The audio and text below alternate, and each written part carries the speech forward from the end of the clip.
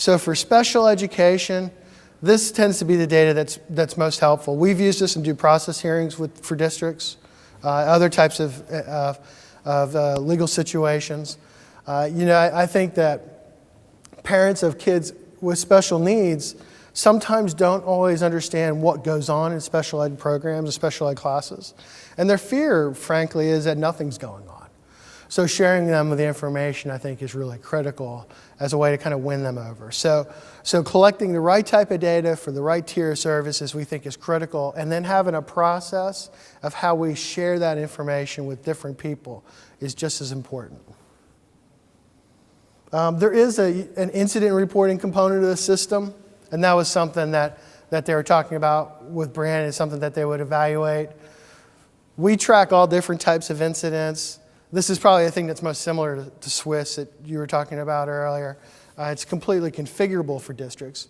But we can look at office referrals, the use of restraints, health incidents. So that's different type of data that we'll collect. Again, at a Tier 1 implementation, not of the level system I showed you, but at a Tier 1 implementation, the office referral data can be very helpful. It's more supplemental data at the later tiers. The behavioral report card tends to be the most important data to collect at those later tiers. Email alerts also go out if there's an incident reported. The behavioral support, one thing I'd like to talk a little bit about for this was if a student, what they did, one of the districts we were working with, what they did was they were promoting inclusion through the district. A lot of concern that from the principals that you're really just dumping these kids back for me and you're not really going to support them in any way. So those self-contained classrooms became more of a behavioral support process. So if a kid started having problems in the class, they could go there, de-escalate, and then return back to the classroom. So we started evaluating how frequently they were using those types of systems in the schools, and then how that impacted office referrals. And you saw a 35% reduction in the use of office referrals by having a behavioral support process in a school somewhere. And it makes sense. If you send a kid to the office, there's very limited tools in that toolbox. And suspensions and detentions tend to be the ones that get pulled out the quickest. So if we could de-escalate the kids quickly, serve them well, that tends to be effective. This is just kind of a summary of incidents that have happened. And these are just more of the different types of reports that get generated. Any questions about that? Does that make sense? This is kind of what I'm talking about. Does that, any questions about what I'm talking about? Comments? Okay. The next thing we wanted to do, so what we've done here is kind of at 3 levels, right? The first thing we wanted to do was to try to create a process where we can collect the behavioral data we need. And you have to pay a lot of attention to how much information you're collecting. One of the most common stumbling blocks that we see in implementation is that when districts get real excited about the idea of supporting these initiatives, and you get people who have been saying, we need to collect data, they finally get the green light to collect data, and then the collection of the data becomes too comprehensive and too overwhelming, and so no one does it. And you don't get the data you need. So it really tends to torpedo those types of initiatives. So looking at the existing data you have is important. And then minimizing, not in a minimal way is probably not the right word, but getting the right size data requirements for the tier services is the second point. And then how we share that information with the stakeholders is the third component of it and is most important. The other thing that we want to share with districts is why to put these initiatives in place to begin with. And this tends to be for the superintendent, the school board, and it's also part of our research that we do. I still have connections with the University of Houston and do research with some of my colleagues and from the university and some of the doctoral students that are still there.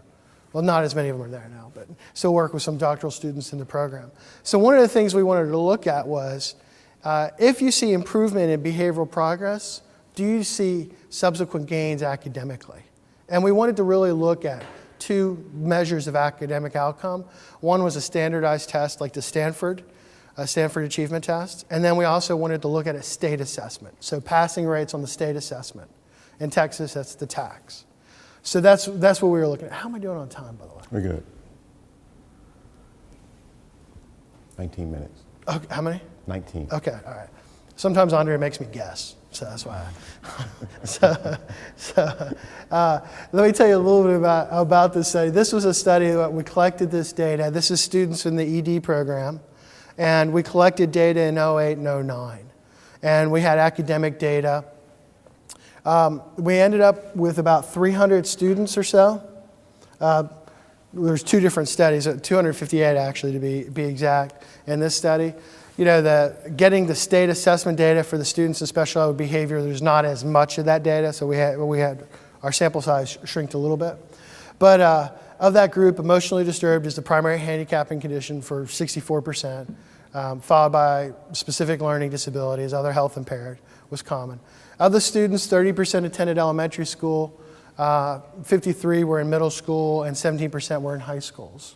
And then the ethnic breakdown of the students is up there as well. You can see it's a 64% African American sample, 30% Hispanic, 6% white or Caucasian, and predominantly economically disadvantaged sample. So, you know, this is kind of a prototypical large urban school district with some of the challenges around serving these kids.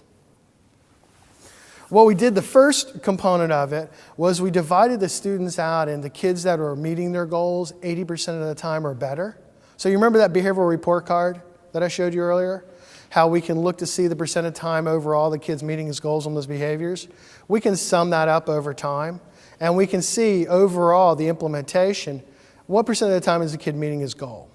So we identified kids who were meeting their goals more than 80% of the time and students that were meeting their goal less than 40% of the time. And what we did was we looked at differences across reading, math, and language. And what we saw were significant differences across all three. So this is actually data we presented at the PBIS Education, the Leadership Forum this past October. I don't know if anyone here goes to those conferences, and the PBIS conference last April as well. The next thing we wanted to look at was, getting back to our original comment, it's all about implementation.